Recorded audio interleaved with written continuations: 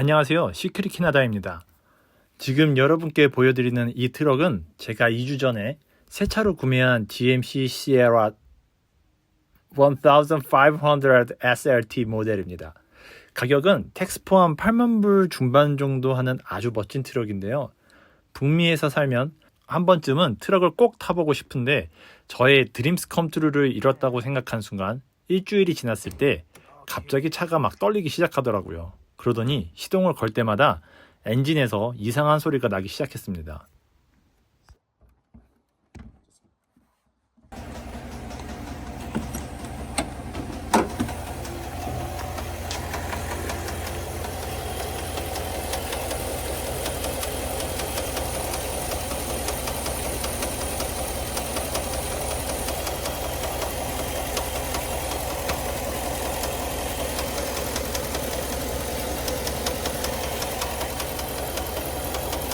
그래서 저랑 거래한 세일즈맨한테 연락해서 차에서 이상한 소리가 난다고 했는데 대수롭지 않게 넘어가다가 그래도 뭔가 굉장히 찝찝해서 영상을 보냈어요.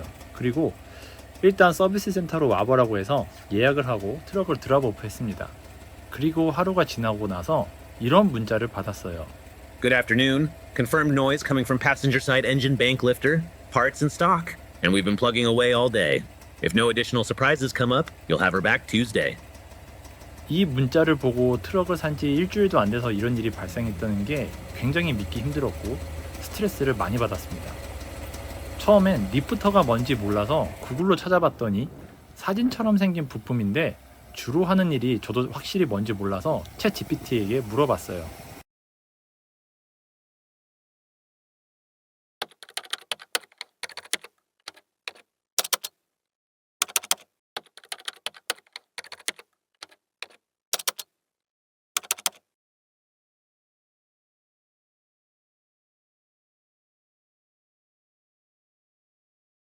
뭔가 엄청나게 중요한 역할을 하는 것 같습니다.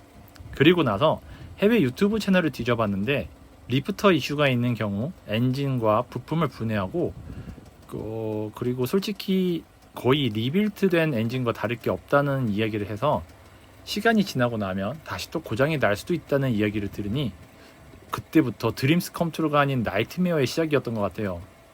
그 이후에 8만 불이라는 돈을 지불하고 1400km밖에 운전을 안 한 트럭이 엔진이 고장난 게 굉장히 어이가 없었고요. 일단 GMC라는 회사에 대한 신뢰감이 굉장히 떨어졌습니다.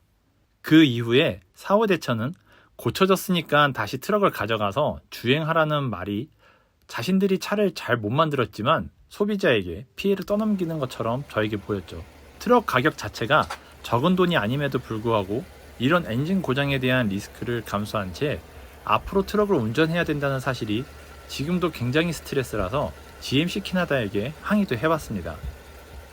근데 GMC 캐나다 측에서는 딜러십에 그냥 고쳐놓으라고 오더한 뒤 저에게는 워런티가 적용되었으니 앞으로 주행하다 고장나면 워런티가 적용되니까 걱정하지 말라고 하는데 이게 말인지 방구인지 혈압만 오르더라고요. 그래서 법적으로 내가 할 수 있는 게 없을까 하고 찾아봤는데 캐나다는 미국에서 실행 중인 레몬법과 비슷한 것조차도 없었습니다. 그냥 문제가 생기면 중지해주는 기관이 있다고 해요. 그 기관은 엠빅과 캠베비라는 자동차 거래 관련 중재 기관인데 일단 클레임을 접수한 상태예요. 하지만 다수의 사람들은 아마 거기에서 나오는 반응은 수리를 해줬는데 뭐가 문제냐, 그냥 잘 타고 다니라고 답변이 올 거라고 하더라고요. 왜냐하면 제가 너무나 답답해서 페이스북에 글을 올렸는데 무려 댓글이 100개 정도 넘게 달렸습니다. 그 댓글 중에서 내 차는 괜찮은데 님이 잘못 뽑은 거야 라고 하는 사람도 있었고요. 워런티 적용돼서 고쳐졌으면 됐지 뭘 바라냐, 그냥 타 라고 하는 사람도 있었어요. 워낙 평화로운 캐나다라서 그런가 싶은 생각도 들었는데 이건 그냥 제조사가 소비자 기만하는 거 아닙니까? 이미 다른 여러 사람들도 저와 같은 케이스를 겪었다고 자기가 너무 답답해서 그냥 포기하고 다른 차로 바꿨다는 댓글들도 굉장히 많았습니다. 이쯤 돼서 저는 한국은 어떤가 라는 생각이 들더라고요. 그래서 찾아봤더니 한국은 2019년도에 레몬법을 새로 만들었다고 하는데 지금까지 이 법의 혜택을 받은 사람은 고작 129명 정도밖에 안 되더라고요. 그래도 이런 법이 없는 것보단 법이라도 있어서 제조사에 항의라도 할 수 있다는 게 어딘가 싶었어요.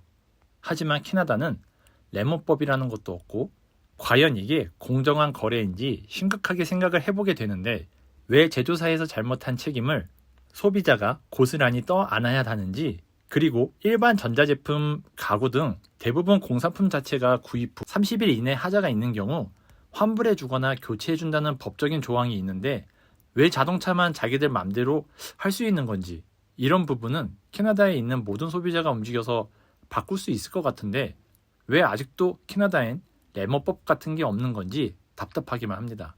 원래 컨텐츠로 캐나다 자동차 가격 시장을 보여드리는 걸 준비하고 있었는데요. 오늘 맛보기로 잠깐 보여드리면 현대 기아차 기준으로 소렌토 가장 낮은 트림이 한국 돈으로 4,100만 원 정도 합니다. 이건 세금 적용 전이라 세금이 13%인 BC나 온타리오주라면 4천만 원 중반 정도 하겠죠. 자, 그럼 현대 투싼은 깡통 기준으로 3,600만 원 정도인데 이것도 텍스를 합치고 수수료 붙이면 아마 4천만 원 정도 할 겁니다. 이렇게 차가 비싼 캐나다에서 자동차를 인수하자마자 문제가 생겨도 고쳐주면 그만이니 그냥 타라고 하는 게 저는 솔직히 이해할 수가 없어요. 자동차를 고치려고 예약을 하고 차를 입고시키고 렌트카를 구해야 되고, 그리고 차가 고쳐지면 다시 렌트카를 반납하고 차를 타고 집으로 가야 하는데 이 과정이 한국처럼 빠르고 순탄하게 진행되지 않습니다. 지금도 그냥 트럭이 고쳐지면 다른 자동차로 바꿔야 하나 싶다가 다른 차로 바꾼다 한들 그 자동차도 초기에 문제가 생기면 그 다음은 어떻게 해야지? 라는 생각이 들더라고요. 지금은 캐나다 데이에 연휴가 끼어 있어서 일을 하고 있지 않은데 다음 주 화요일이면 아마 연락이 올 겁니다. 그래서 어떻게 그들이 행동할지 추후 업데이트를 하도록 하겠습니다. 제발 말이 통하길 간절히 바라면서 오늘 영상은 여기서 마치겠습니다.